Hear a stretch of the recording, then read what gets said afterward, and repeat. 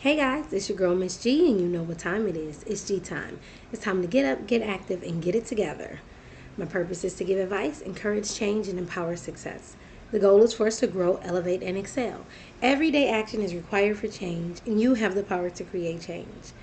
I hope you guys are enjoying this month of February. This month we have been talking about love. If you haven't checked us out on Instagram, make sure you go to Instagram at Mrs. G Talk. You can also find us at I Love Therapy 661. That is under my friend and great colleague Mary Loon. I'm a marriage and family therapist. We have come together in this month of February to discuss love. In the first week of February, we talked about self-love, what self-love looks like, and really promoting and advocating for loving yourself. It's hard to love other people when you don't know how to love yourself. It's hard to, and then we go into the next subject, love languages. It's hard to love people in their love language when we don't know our own love language. It's so important for us to know our love language, to teach people how to love us, to teach ourselves how to love us, and not to minimize or push down the way we need to be loved. If your love language is gifts, be proud of it. I love getting gifts. Accept that about yourself. If your love language is acts of kindness, be okay with that. I like for people to do things for me. I like acts of kindness. I like for you to surprise me. I like for you to help me. Whatever that looks like for you. If your love language is touch, don't feel embarrassed that I like touch, that I like affection, that I like to be close and next to people that I love. I like to snuggle up and hold hands and kiss.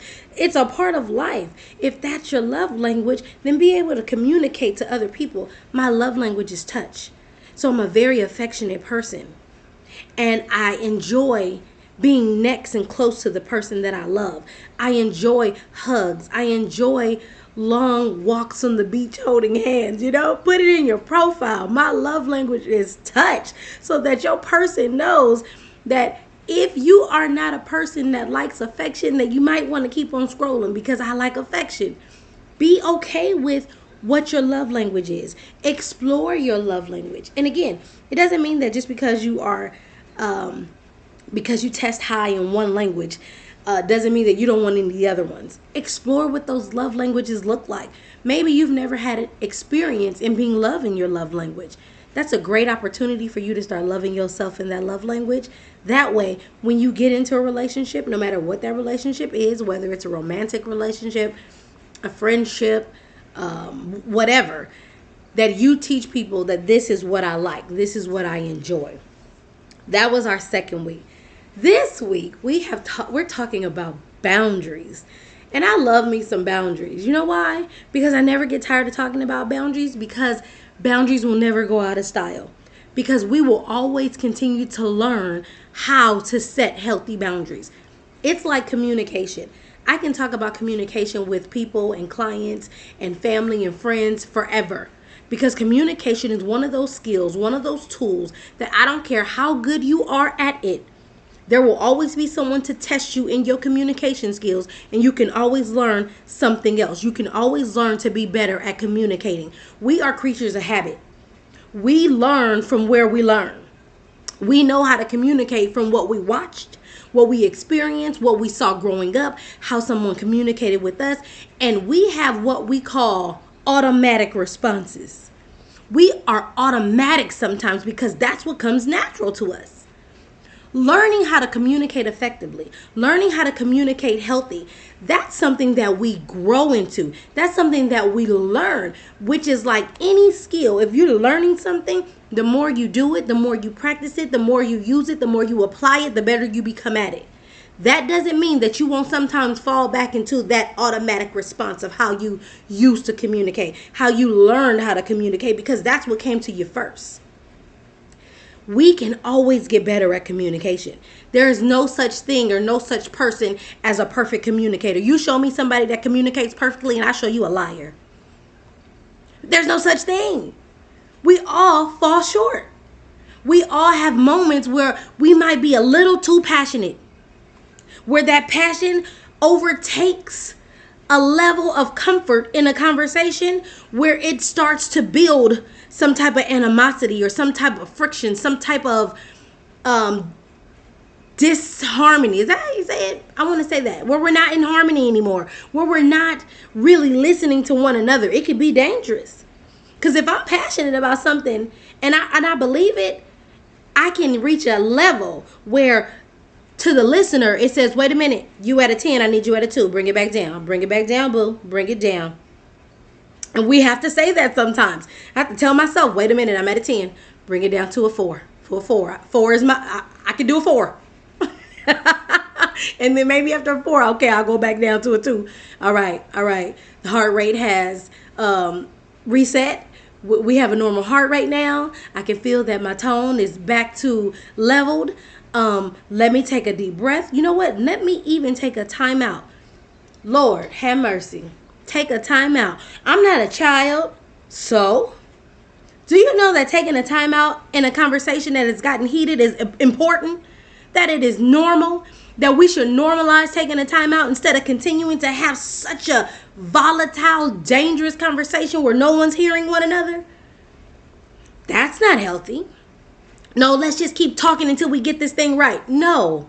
We have reached a level where we're not listening to one another. We have reached a level where I statements went out the window. We have reached a level where we're no longer effectively listening and using active listening skills. We are not being receptive to what's being said. So guess what? We need to pause on this conversation so that we can take a deep breath. We can process what's being said. You know what else? We may even need to bring in a third party and say, you know what?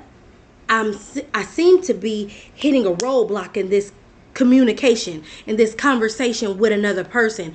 I need to know where I'm falling short, where I'm missing the mark. Tell me.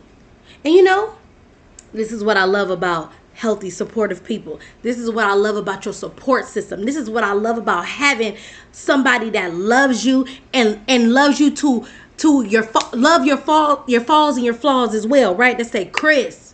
Now, if you call me Chris, you know me. If you call me Miss G, you probably just listening to me on Instagram. But if you call me Chris, you got my attention. You like Chris. And I'm like, what? What? Chris. You at a 10, I need you at a 2. You at a 10, I need you at a 2. You're right. That's what learning how to communicate looks like. That's what applying the skills of communication looks like. You're not going to always be perfect at it.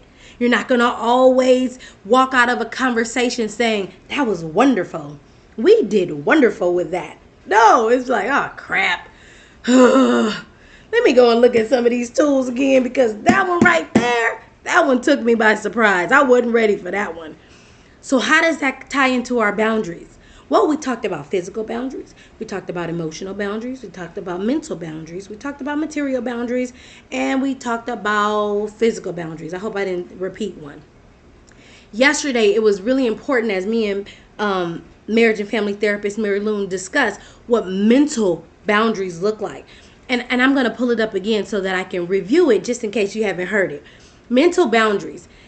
And when we talk about what that looks like, mental boundaries can look like being responsible for your personal thought process. We're not going to always see eye to eye with another person. It's just not possible. We're not going to always agree. And that's where we fall on dangerous terms. That's where we fall in toxic positivity. When we are fed this wonderful roses and peaches and cream and rainbows and butterflies type of communication where we're always going to agree with one another. That is not true. We're not going to always agree with someone. We're not going to always see eye to eye. We're not going to always believe the same thing someone else believes. We're not going to always learn the same way someone else learns. We're going to have different values. We're going to have different beliefs. We're going to have different thoughts. We're going to have different opinions. You know, the best relationships that I have with people are people that I differ from. I have met so many people in this field. We don't come from the same religious background. We don't come from the same cultural background. We don't come from the same school and education, right? Some of us went to HBCUs HBCUs. Did I say that right? Historical Black. HBCUs.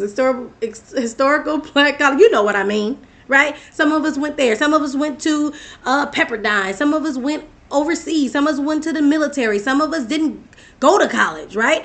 I have friends of all walks of life. Some of us didn't graduate high school. That doesn't mean that we can't be friends because we come from different educational backgrounds, because we come from different religions, because we come from different cultural backgrounds. You know, again, some of my best, closest friends come from different walks of life. What makes us good with one another is that we respect each other's differences. That mental boundary, right? Not trying to gaslight or manipulate or change someone because it fits what I want them to fit into. Because I want you to believe what I believe. Because I want you to see things the way I see things. No, guess what? This is what I feel. If I'm doing my job right, if I'm walking in my purpose, if I'm walking in my belief, if I'm walking in my value, you can differ from me and still pick up a healthy trait because of something that you see in me. Doesn't mean that you have to change who you are or what you believe, but you might pick up something different just by something that I'm doing differently. I mean, I've learned, one of my good therapist friends from back in the day, I remember sitting down at lunch with her one day and she was telling me about her religion and she was telling me about some cultural practices that she has. And there was something that was so interesting to me. I love this room that only you can come into with a peaceful mind and attitude. I don't want to say with a peaceful mind and attitude, but the room was full of peace. Meaning this was a very empty room that you went into with you can go into it with a heavy heart, you can go into it with an open heart, a joyful heart, whatever. But this room was a sacred room. That's the better word. It was a sacred room. A room where you can pray. A room where you can meditate. A room where you can be away from every distraction possible. Because nothing was in the room. Just you, your thoughts, your beliefs, your God, your meditation, whatever. And I thought that was so awesome. I was like, really? You have a whole room dedicated to this? Nothing's in the room. She's like, no, just, there were things in the room, but there were comforting things in the room, like big pillows and things where you can have the white noise and something where you can be at peace. And I was like, that's so dope, right? That was part of her culture. That was part of something that it was religious for her. And I was like, I love that. Now, we don't share the same belief, but we can still pick up on something healthy from one another. That's what having a mental boundary is. Not that I'm just going to go because you say that this is what your belief is. I now have the same belief that you have. It's not just because you say that this is your thought process, this is your opinion, this is the way you handle it, this is the way you do things, that I now have to do it that way. No, I want you to respect the way that I do things, and I'm going to respect the way you do things. I'm not going to try to manipulate and gaslight you into doing the things that I want you to do. That's not healthy. And if we don't see that, it can become a violation of our mental boundary. When someone tries to change who you are to fit their need, to make them feel better. Now, granted, I may be supporting you in getting healthier, but I need to know what that looks like for you, not what it looks like for me. What does that look like for you? What would you like me to support you in? What would you like me to help you in? I don't want you to take on my persona. I don't want you to take on my thought process. I don't want you to take on being Miss G. I want you to be you. And the only way I can know how to support you in that is if you know what you want, if you know what you need. So setting that healthy boundary means I actually have to know what my boundary is. We gave the definition of boundary yesterday. Boundaries is setting a limit and letting people know what's acceptable and what's not acceptable for you. What's acceptable for you mentally? What's acceptable for you emotionally? What's acceptable for you physically? What's acceptable for you materialistically? I ain't no English major, okay? What's acceptable for you?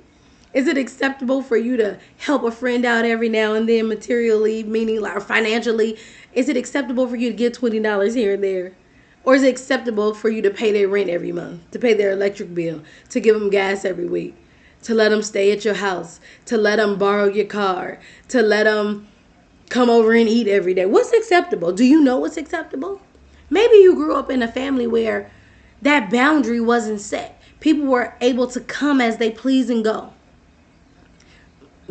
People were able to come and eat whenever they want, sleep at your home whenever they want, borrow your car, borrow your mama and daddy car, ask for money as they please. And it was acceptable for your parents. It was acceptable for the environment and the lifestyle that you lived growing up. But maybe that's not acceptable for you. Maybe that doesn't work for you. Maybe you say, ain't happening, no thank you. If you say that, then you have to set that boundary. Nobody knows what your boundary is until you set it. Maybe I'm thinking that you just like your grandma, you just like your mama, you just like your family. Hey, I grew up knowing this about this family. But you say, you know what, that's my mama. My mama cool with you coming over anytime you feel like it. Showing up in the middle of the night, asking for money, wanting to borrow the car. That's my mama's heart. That's my mama's love language. She cool with it. That ain't mine. I need you to give me a heads up before you come over. I'm not comfortable with giving you money every week. I'm not okay with letting you borrow my car. It doesn't work for me standing at my house more than a day. You have to be able to know what that boundary looks like for you. If you don't know it, no one else will know it. You have to set those terms. No one else can set them for you. How do I do that? Well, listen to your emotions. Listen to your feelings. Listen to how it makes you feel. And if you're comfortable with it, if that's what works for you, then that's what works for you.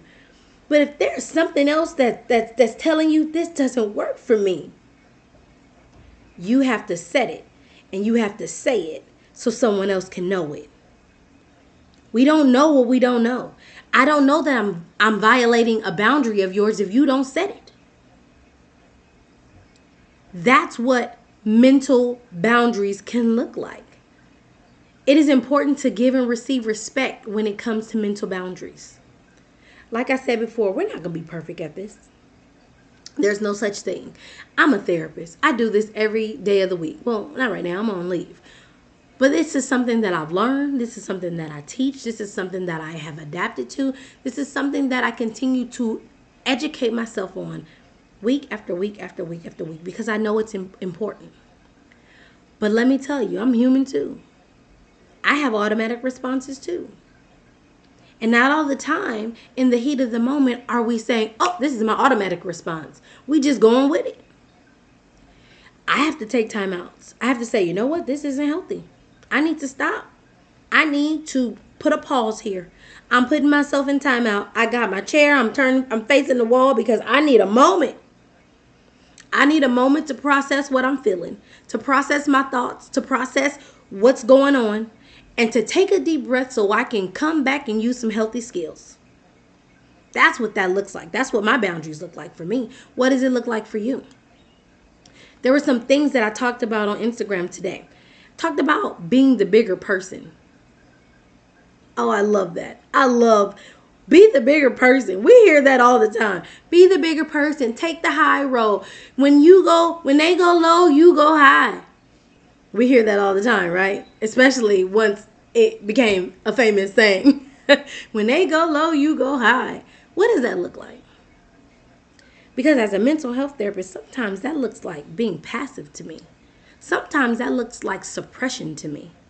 It looks like not being your true, authentic self. It looks dangerous to me.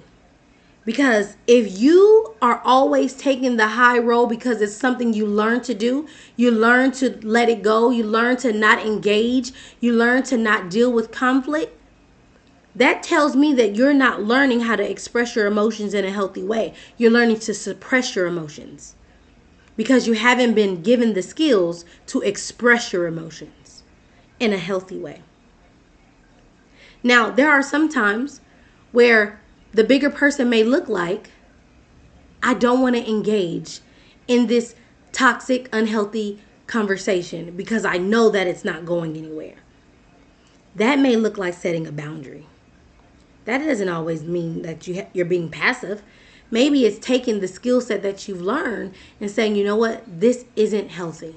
We need to put a pin in this because we're not doing either one of us a favor at this moment. We work with couples all the time.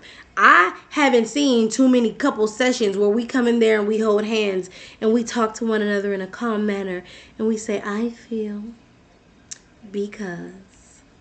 And the other person says, what I heard you say is, you feel because you need. I got you, babe. Yeah, that's probably like session 12. But session 1 is like, what you say? See, you always doing that. That's what I mean.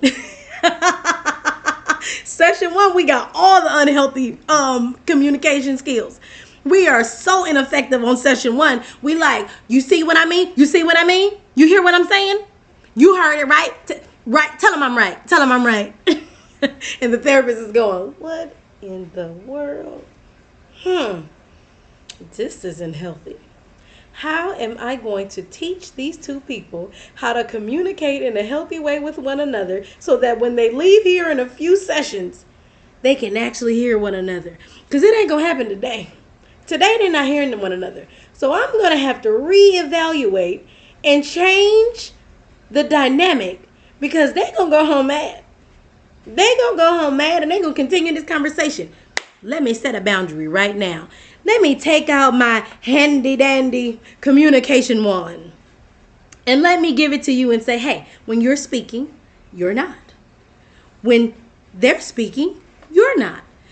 Whoever has the handy dandy communication wand, that's the person who's speaking. It's your role to be the speaker. And if you're not holding the wand, it's your role to be the listener. What does that look like? Well, I'm going to teach you how to speak in a healthy way so that person can listen in a healthy way. And I'm going to teach you how to listen in a healthy way so that person can speak in a healthy way. Because if you're cutting them off when they're speaking, you're not listening. If you're using accusatory use statements when you're speaking, they're not listening. See what I mean? It's not always peaches and cream and rainbows and butterflies. Sometimes we got to go, hey, I don't like that you're talking to me like that. Another person says, what? And then again, session 6, session 12, we're like, oh, that was so awesome. We learned so many things. It's a process, y'all. Learning boundaries, learning how to set your boundaries. Just because you heard us say it this week, you heard it on Monday, doesn't mean today on Wednesday you are now perfect at it. It's about applying the skill. It's about using the skill. It's about learning the skill. The more you learn, the more you apply it, the better you become at it. You have the power to create change. So that's what we're talking about, y'all. We're talking about boundaries this week. Tell me what you think about this. Don't forget to like, share, and subscribe, and communicate. Feedback. I want to talk to you about boundaries this week.